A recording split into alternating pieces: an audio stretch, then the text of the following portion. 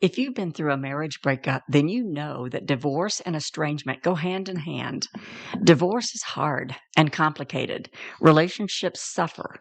People think divorce affects the two married partners and kids, but its tentacles reach much further. That's what I discovered in my divorce 30 years ago. No two divorces are the same. Breakups occur for a variety of reasons. What remains constant, however, is the effect on the kids. There's a scripture in the Bible where God says, I hate divorce. And now I know why. It teaches people to hate and it destroys relationships. What I want to offer you today is tips on minimizing the negative impact on your kids and how to minimize divorce and estrangement with those you love and care about.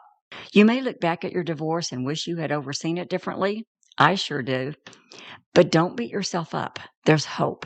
Let's talk more about this issue. Find the full transcript for this episode plus other resources at Estrangement, Turning Pain into Peace at beckykolb.com/13. You're listening to Estrangement, Turning Pain into Peace, a podcast and free resource for women with estranged relationships, created by me, host and coach Becky Kolb.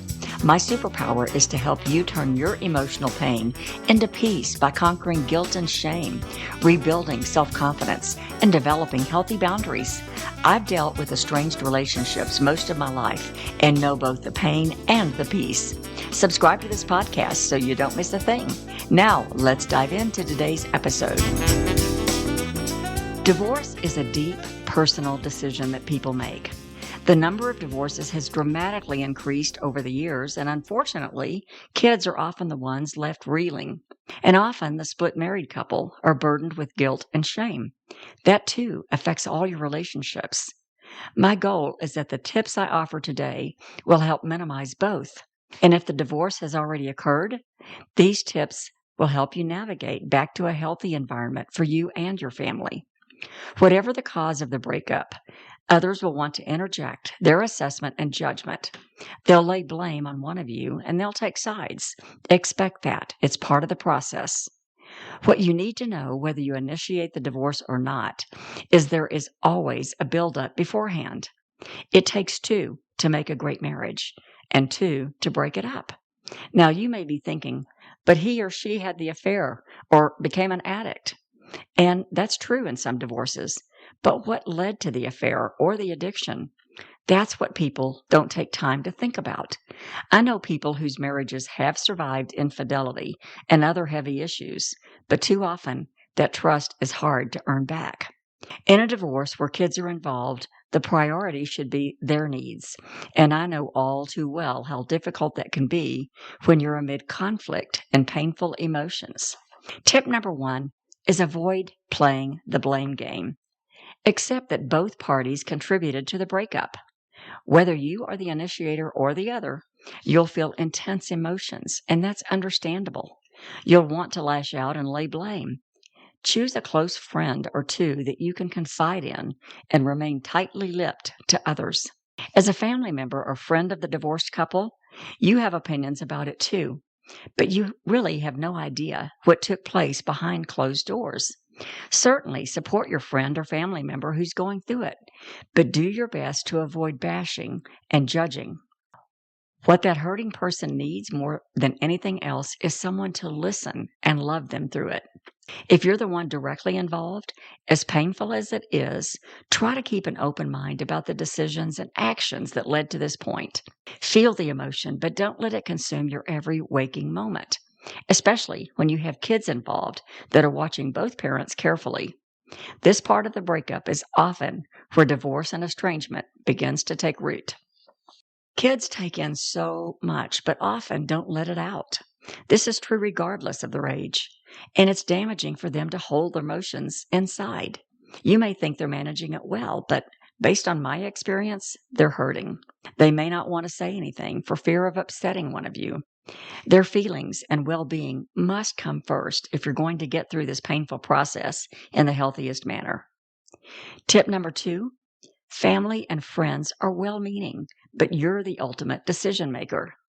They want to help, and they care for both parties and the kids, but they don't live your life and can't make decisions for you.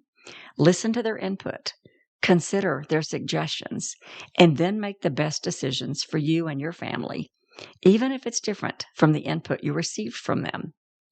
Tip number 3 is consider a licensed therapist for you and your kids, one that specializes in divorces. There'll be a third party that's trained to listen and help you through divorce. My divorce was far from amicable. That compounds the impact on the kids.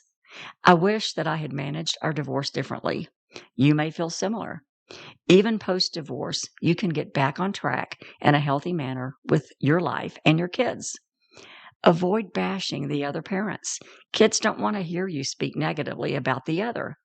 They need to be reassured that you both love them and will be there for them, even in new living arrangements.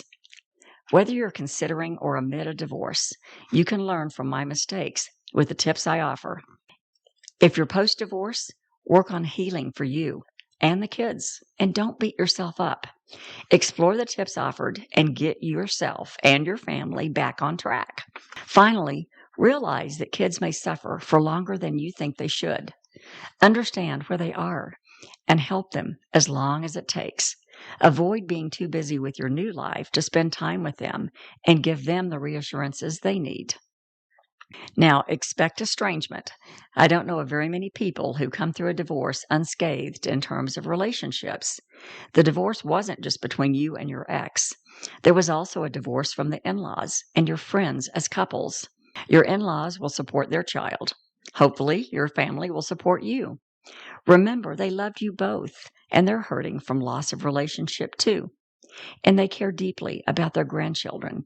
So try and give some grace and keep communication lines open when possible. Despite all efforts, people will choose a side.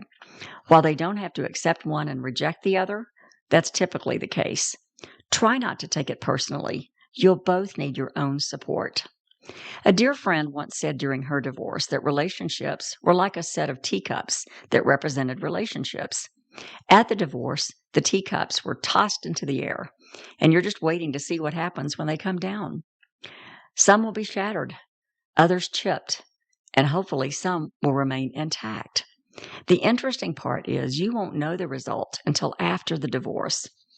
Those relationships that you think will be loyal may not. In my case, I was disappointed by some that were shattered and surprised by some that remained intact. Tip number 4, let the teacups fall where they may. You can't predict who will remain loyal and supportive and who won't. Don't judge those who choose to side with your ex. Your relationships are going to be impacted. You'll find some favors you and others favor your ex. Accept what is and cherish those that love and support you during this tough time. And it's a wise decision to avoid burning any bridges. Time has a way of revealing things, and it may turn out that some who rejected you will come back into your life and really be a great friend. You just never know how relationships will turn out over time. You can do everything to the best of your ability and still be judged and rejected. That may be especially true if you initiated the divorce, or if you were unfaithful, or had an addiction that led to the breakup. I'm struck by a man who told a story of his mother being addicted to drugs. Because she wasn't dependable, another family member raised him. Years later, after he was an adult, his mother became clean. She was able to break the addiction and remain so to this day. And he was able to forgive her and reconnect in a relationship. The point is that people do change. When two imperfect people enter marriage, they bring baggage with them. It's one thing if it's healed baggage, and another if it isn't. And I can tell you it's difficult to have a solid marriage when you're both dealing with past unresolved issues. Tip number 5 is empty your baggage before you marry. It may be too late for you now, but you may remarry. You don't want to be carrying that old baggage, plus more, into a new relationship. And if you are in divorce, consider whether you've confronted those demons, and if, by doing so, it might alter your decision. Unhealthy baggage equates to an unhealthy marriage. How do you empty the baggage? Well, it depends on what all is in the luggage and how much you've dealt with it. Abuse may require time with a licensed therapist. A surefire way to tell if you've dealt with it is to consider how you presently deal with those emotions as they arise. Are you numbing them with alcohol or something else? You want to get yourself into a good place. And if you need to look back and deal with some painful past issues, take the time to do it. You'll be amazed what a healed and healthy mind can do for you and your relationships. If you've dealt with those past issues, but find yourself stuck from time to time, you'll benefit from coaching where a third party can see what you can't and help you move forward. And that's what I do. Tip number 6, avoid medicating to avoid the emotional pain. It's easy to stuff your emotions. I get it. You don't want to feel them, deal with them, or remember them. Are you using one of these to medicate your pain? Alcohol, drugs, overspending, I call that retail therapy, or overextending yourself into your career to the detriment of your other relationships. Mine was alcohol until I became fed up and wanted to deal with it finally. I was tired of the effects and the toll alcohol was taking on my health. Despite numerous attempts to moderate, I was unsuccessful, and I made the decision to give it up permanently and deal with my emotional pain. A challenging thing to do when living in an active adult retirement community where happy hour is the order of the day. But I managed to give it up and discover the wonderful benefits of better sleep and a clearer mind. It's truly one of the best gifts I've ever given myself. In my story, which you can download at beckykolb.com/guide, I share my experience with estrangement on various levels. And I share the source of my hope when I was at the lowest point of my life. Use this time to get yourself healthy. Work on the relationship with yourself. It will positively impact your personal life, career, other relationships, and it will open the door to new possibilities. Some of your estranged relationships may not be permanent, such as in the case of family. They're hurt, and they may be angry with you about decisions that you chose during the divorce. So tip number 7 is let them have time to process. Chances are they'll come around, and while they may never agree with the decisions you made, they love you, and you love them. Remain open-minded when the deep freeze begins to thaw. Everyone processes these things on diverse levels and from differing perspective. It's not always entirely about you. And what happens if they don't come around? What if the estrangement doesn't end? Tip number 7, you can't make someone love you or have a relationship with you if they choose not to. Accept it. Make sure you've done these 3 things. 1, make apologies where warranted. 2, forgive whatever grievances you have. And 3, express to them a desire for reconciliation. I'll add in prayer because I prayed incessantly that the relationships would be restored. Some were and some weren't. And it's important to realize if you have adult children that they're responsible for their own healing. You can't do it for them. They'll reject any attempt to parent them. They may harbor bitterness and resentment and continue to blame you. Resist the urge to be bitter. It's their choice. Love them and then move on to focus on those formidable relationships that you do have. Remain hopeful. In time, they'll hopefully confront their own emotional pain to pave the way for restoration of the relationship. And another key factor to consider is that people want to see change. They don't want to hear about it. Work on your own life. Start a new hobby. Plan fun outings with your kids. Learn a new skill. Invest in yourself with coaching to help you reach the next level you desire. Be the change you profess. Divorce and estrangement aren't the only issue you'll have. No matter what side you're on, you're bound to experience guilt and shame. Guilt can move you to make some much-needed changes, and so therefore it can be a positive factor. Shame, on the other hand, is always a negative. It's destructive and harmful. It attacks your worth as a person, making you think you're bad or unlovable. The truth is, you aren't. You've made some decisions, and maybe even some bad ones, but that doesn't make you a bad person. Tip number 8, don't believe who others say you are when they judge you. My worldview is biblical, and so I put my trust in what God says about me. And although God is disappointed by decisions you may make, as He was with me, He doesn't throw you to the wolves. He loves you, forgives you, and has plenty to say about who you are in Him. Saying yes to God has made me a better person today, and I've discovered a lasting internal peace despite my decisions and circumstances. And He feels the same about you. My friend, I know divorce and estrangement well. I know the emotional pain, guilt, and the shame. Estrangement for me lasted several years. I know the difficulties my kids faced and the far reaching damage to relationships.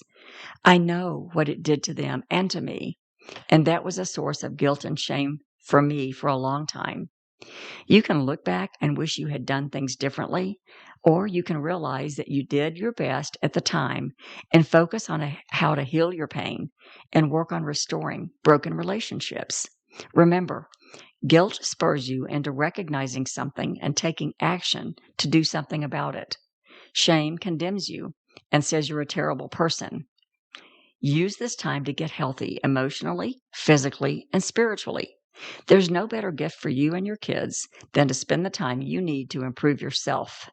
Learn to forgive and accept God's love and forgiveness. Relationships may not be healed. You may still have work to do on your baggage.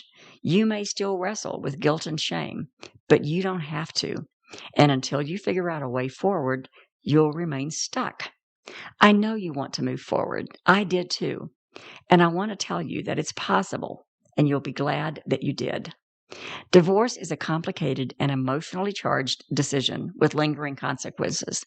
If you're interested in learning more about navigating the process or getting healthy post-divorce, just go to beckykolb.com/work with Becky or reach out to me at beckykolb.com/contact. And until next time, remember to be better and not bitter. Thanks for listening to the podcast, Estrangement, Turn Pain into Peace. I know you have your own story filled with emotional pain, or know someone who does. Learn more about the successful strategies I use to help women turn that pain into lasting peace and joy. And if you know other women who struggle with estrangement, please share. Until next time, remember you're an amazing and beautiful woman.